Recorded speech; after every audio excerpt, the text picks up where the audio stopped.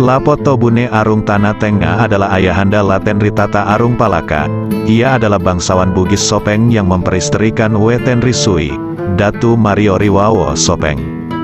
Wilayah Tanah Tenga terletak di tepi sungai Walenai, berdekatan dengan Lompule dan di bawah daulat kerajaan Sopeng. Dalam catatan Lontara Akarungen Ri Bone mengisahkan bahwa setelah Raja Bone ke-14 Latenriaji Tosenrima mengalami kekalahan di Pasempek tahun 1646, maka Arumpone tersebut ditawan dan diasingkan ke Siang Pangkep, sementara bangsawan lainnya dari Bone dan Sopeng dibawa ke Goa. Dalam pengasingan itu, Lapotobune membawa serta istrinya, Wetenrisui Datu Mariori Wawo, dan putranya Latenritata yang baru berusia 11 tahun.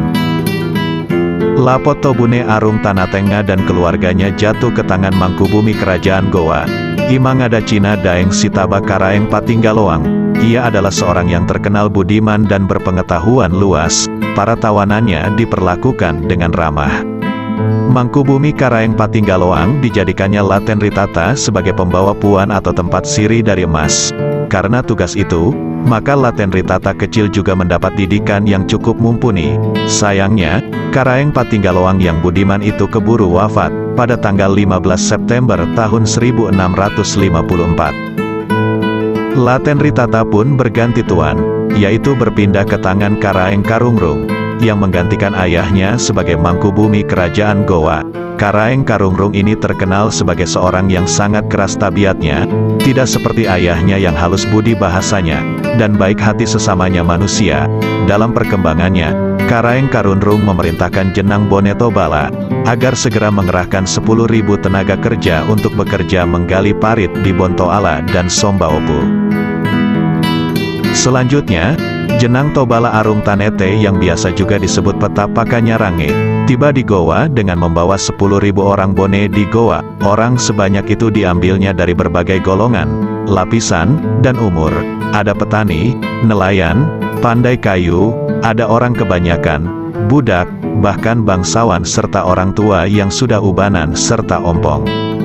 Para tawanan dan pekerja dari Bone tersebut bekerja tanpa diberi makanan yang cukup sehingga banyak yang meninggal karena kelaparan. Karaeng Karungrung memerintahkan kepada para mandor dari Goa untuk menghabisi apabila ada pekerja yang mencoba melarikan diri. Latenritata bersama orang tuanya juga harus bekerja dan mengawasi para pekerja. Ia pun merasa kasihan terhadap para pekerja dari Bone yang mendapat perlakuan sewenang-wenang. Pada waktu itu Latenritata umurnya telah beranjak dewasa. Akibat perlakuan tuan barunya yang jauh berbeda dengan ayahnya, memperlakukan tawanan dan pekerja dari Bone layaknya binatang. Mereka tidak bebas kemana-mana, harus melakukan segala kehendak tuannya. Makan minumnya tergantung daripadanya. Nasibnya terserah sepenuhnya ke sewenang-wenangan Karaeng Karungrung. Mengenai tawanan-tawanan lain, di antaranya terdapat beberapa orang dari Sopeng seperti Arung Biladaeng Mabela, Arung Beloto Sade, dan Arung Apanang. Nasib beliau itu tidaklah lebih baik dari Lapotobune dan anaknya. Di suatu sore tahun 1660, Latenritata berjalan kaki pulang dari tempat penggalian parit menuju Bontoala. Saat itu perasaan dan hatinya tiba-tiba gelisah. Wajah ayah dan ibunya terbayang di matanya silih berganti. Begitu pula bayangan istrinya Imangkawani Daeng Talele. Hatinya terasa pedih bagai tersayat-sayat sembilu. Dia mempercepat ayunan langkahnya, semakin dekat Bontoala semakin dipercepat pula langkahnya. Saat tiba di balai-balai rumahnya, Latenritata melihat ibu dan istrinya sedang bertangis-tangisan. Perasaan khawatir dalam benaknya memuncak. Lalu ia mendekat kepada kedua orang itu, kemudian bertanya, "Ibunda, mengapa engkau dan menantumu menangis?" Sang ibu merangkul leher anaknya lalu berkata, "Wahai anakku, sabar dan tabahkan hatimu, dan teguhkan jiwamu kepada Tuhan. Ayahmu sudah tidak ada anak. Dia sudah pergi meninggalkan kita tengah hari tadi. Dia telah berpulang ke rahmatullah." Dengan wajah pucat, Latenritata bertanya, "Jadi di mana mayat ayahku, Bunda? Apakah sudah dikuburkan sehingga tidak diperlihatkan kepadaku?" Datu Wetenrisui kemudian menoleh kepada menantunya dan berkata, "Nak, kamulah yang menceritakan kakakmu, sebab aku tidak bisa mengingat dan mengurut-urutkan peristiwanya." Berkatalah Imang Kawani Daeng Talele istri Laten Ritata, "Wahai Kakanda, berjanjilah dahulu untuk tidak melupakan Tuhan dan Nabi-Nya, Nabi kita Muhammad Sallallahu Alaihi Wasallam.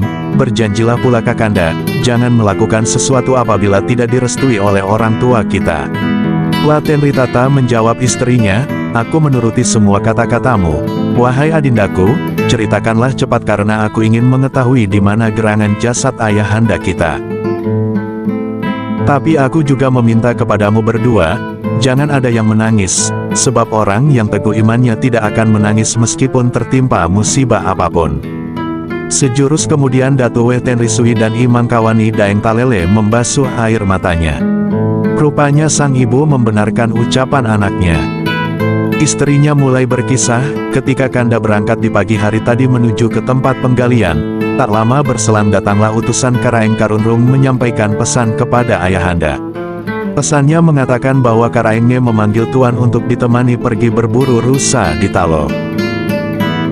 Ayahanda kemudian melakukan persiapan dengan mengenakan pakaian yang paling disukai.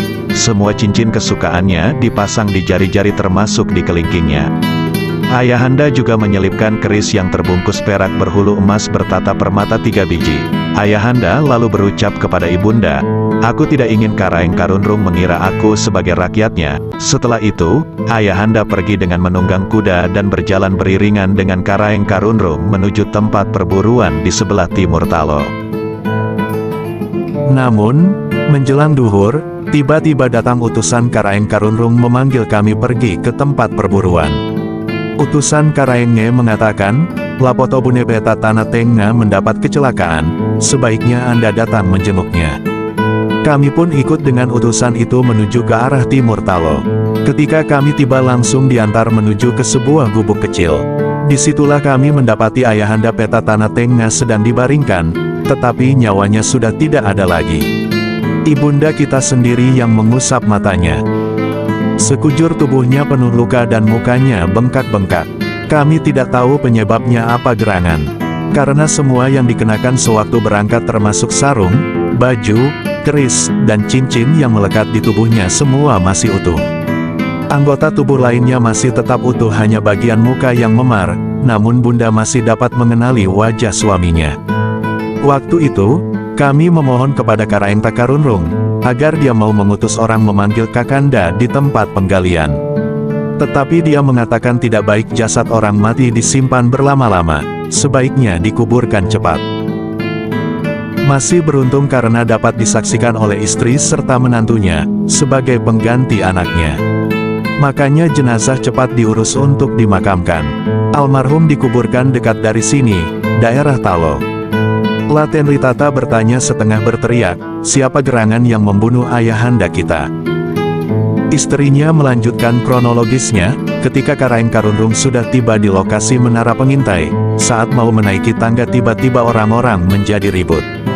Katanya ada 2 orang bone melarikan diri dari tempat penggalian dan bersembunyi di celah-celah batu, tidak jauh dari baruga perburuan. Kedua orang itu ditemukan oleh anjing pemburu. Awalnya para pemburu mengira yang digonggongi anjing adalah rusa. Tetapi ketika pemburu tiba di tempat anjing menggonggong itu, ternyata ditemukan 2 orang laki-laki yang sedang bersembunyi. Pemburu lalu memanggil orang banyak, kemudian memukuli kedua orang yang bersembunyi itu. Kedua orang itu pun keluar dan melompat mengamuk dan menyerang para pemburu. Beberapa orang berhasil dilukainya sebelum keduanya tertangkap. Kemudian keduanya diikat, tangan di belakang. Lantas dibawa ke baruga menghadap Karaeng Karunrung. Keduanya tak henti-henti dipukuli di perjalanan, ada menempeleng, ada menendang, dan ada yang memukul kayu. Sekujur tubuh hingga kepala dan wajahnya bengkak-bengkak, darah bercucuran dari kepalanya. Pada saat sampai di depan baruga, orang-orang berteriak dan berdesak-desakan untuk mendekat. Namun pasukan penombak dan para pengawal Karaeng Karunrung menghalau. Kemudian Karaeng Karunrung mendekat lalu berkata, "Siapa gerangan orang yang diikat itu?" Ada orang yang menyahut dan mengatakan, "Dia orang bone Karaeng, ia melarikan diri dari tempat penggalian." "Bukalah pengikatnya," perintah Karaeng Karunrung. Maka dibukalah pengikat kedua orang tersebut. Namun tiba-tiba keduanya jatuh dan pingsan. Melihat keadaan yang menyedihkan itu, Ayahanda Puangta Lapotobune, yang berdiri di belakang Karaeng Karunrung, secara tiba-tiba mencabut kerisnya dan merebut tombak salah seorang pengawal. Lalu Ayahanda menyerang kepada orang yang memegang ikatan kedua orang yang ditangkap itu. Sehingga orang yang kena tombak itu pun langsung roboh dan meninggal seketika, karena terkena tombak persis ulu hatinya. Ayahanda beringas dan mengamuk, para pengawal kemudian maju untuk menangkap Ayahanda yang semakin marah. Satu tangannya memegang tombak dan yang satunya memegang keris. Banyak prajurit dan pengawal Karaeng Karunrung yang dilukainya. Beruntung para pengawal cepat-cepat melindungi dan membentengi Karaeng Karunrung. Karena Ayahanda sudah kalap, sekujur tubuhnya menjadi licin. Lebih 20 pengawal yang terbunuh seketika itu. Belum lagi yang luka-luka, itu pun beruntung kalau bisa hidup, karena keris Ayahanda sangat berbisa. Ketika Ayahanda tertangkap oleh orang banyak, kedua tangannya lalu diikat. Ketika Ayahanda terikat di tiang, orang-orang berdatangan menikamnya. Orang-orang baru berhenti menikam Ayahanda setelah Karaeng Karunrung berdiri di sampingnya. Karaeng Karunrung sendiri yang membuka tali pengikat Ayahanda, karena melihatnya sudah sekarat. Ketika ikatannya sudah dilepas, roboh pulalah Ayahanda tersungkur ke tanah. Kemudian Karaeng Karunrung menyuruh pengawal yang masih hidup membawa mayat Ayahanda ke gubuk. Karaeng Karunrung perintahkan 10 orang prajurit untuk menjaga jenazah Ayahanda, agar tidak ada orang yang boleh masuk menyentuh jasadnya selain istri dan menantunya kalau sudah datang. Demikian cerita Imangkawani Daeng Talele atas peristiwa kematian mertuanya. Setelah mendengar cerita itu, tubuh Laten Ritata kaku dan tidak bergerak sedikit pun. Matanya tak pernah berkedip sekalipun sejak mendengar cerita istrinya. Matanya terbuka menerawang lurus, dirinya bagai hilang kesadaran. Datu Weten Risui khawatir melihat anaknya, lalu berkata, "Sadarlah wahai anakku, itulah nasib kita yang sudah digariskan oleh Allah yang kuasa. Jangan sia-siakan nayawamu, ingatlah hanya kamu yang menjadi pewaris Mario dan Palaka. Hanyalah engkau jadi pengharapan agar Palaka dapat terbebas, dan setelah Palaka terbebas maka baru diurus Mario." Laten Ritata menjawab, "Ibunda, anakmu ini tetap sadar, namun sekarang yang terpikir olehku, nasib Bone dan Mario sekarang diperbudak, maka aku pun diperbudak. Jika Bone merdeka maka barulah aku menjadi manusia sebenarnya. Ibu, aku bersama orang Bone sebanyak 10.000 orang serta orang Sopeng diperlakukan seperti bukan manusia, dipukul bagaikan kerbau mati. Perlakuan itu baru berkurang setelah aku mencekik seorang mandor dari goa, dan membantingnya di atas pasir. Semoga Tuan Matinru Ripapeng Batuna terbangun dari kuburnya, menyaksikan penderitaan kami di tempat penggalian." Lanjut Laten Ritata kepada ibunya, "Aku kira ada perjanjian nenek saya Arumpone Matinroe Ri Bantaeng dengan Sultan Alauddin, neneknya Karaeng Gowa yang memerintah sekarang ini." Ibunda Laten Ritata Arum Palaka menjawab, "Memang ada perjanjian ulu ada antara ayah saya Matinru Ri Bantaeng dengan neneknya Karaeng Gowa yang memerintah sekarang ini. Bunyi perjanjian itu mengatakan, inilah kita persaksikan kepada Dewata yang esa. Nanti bila bukan lagi turunan kita yang bertahta di Gowa dan Talau dan begitu pula engkau di Bone, barulah semuanya berakhir. Apabila engkau diperlakukan tidak adil oleh sesama manusia, dan apabila engkau ditimpa keburukan, maka bukalah pintumu agar kami masuk dalam keburukanmu itu." Begitulah ucapan Karaeng mula Islam di Gowa bersama Arumpone Matinroe Ri Bantaeng. Perjanjian itu diucapkan di Paleteh, ketika membawa Islam kepada orang Bone. Berkata pula nenekmu Matinru Ri Bantaeng, "Oh, Karaeng, apabila ada orang yang menimpa tanah Gowa, meskipun hanya sebatang bambu saja aku tumpangi, maka aku datang pada kesusahanmu." Begitulah janji nenekmu Matinru Ri Bantaeng dan neneknya Karaeng Karunrung yang sekarang ini. Itulah ucapan Datu Weten Risui kepada anaknya, menjelaskan uruada orang tuanya, dengan Sultan Alauddin yang dilakukan pada tahun 1611. Kemudian berkata Laten Ritata, "Ibunda, kalau begitu perjanjian Uluwadae sudah rusak. Saat ini, orang Bone ditaklukkan dan dijadikan hamba oleh Gowa. Kita semua sudah menjadi hamba serta tidak punya hak dan kehormatan, hanya kemauannya saja yang diberlakukan terhadap orang Bone. Latenritata melanjutkan, setelah orang Bone melakukan perlawanan yang dipimpin oleh paman saya Arung Bone Latenria Jitosenrima, akhirnya jatuhlah di Pasempek. Setelah itu, Karaeng Gowa kemudian membenamkan dan menjadikan kita sebagai hamba. Jadi bukanlah nenek saya dan orang Bone yang merusak Uluwada itu. Benar apa yang engkau katakan itu wahai anakku, kata Datu Wetenrisui kepada anaknya, bukanlah kita yang merusak perjanjian Uluwada itu, bukan pula kita yang meninggalkan ucapannya Karaeng Gowa mula Islam, tetapi kitalah yang ditinggalkan Uluwada itu. Orang Gowa sendiri yang melanggar perjanjian itu. Berkatalah Latenritata kepada ibunya, jika demikian, bukanlah kita ditimpa sumpah nenek saya, apabila kita melepaskan diri dari himpitan ini. Dan sang ibu mengangguk membenarkan ucapan anaknya. Latenritata Arumpalaka kemudian duduk bersimpuh di hadapan ibunya dan berkata, "Ibu, doakan anakmu ini.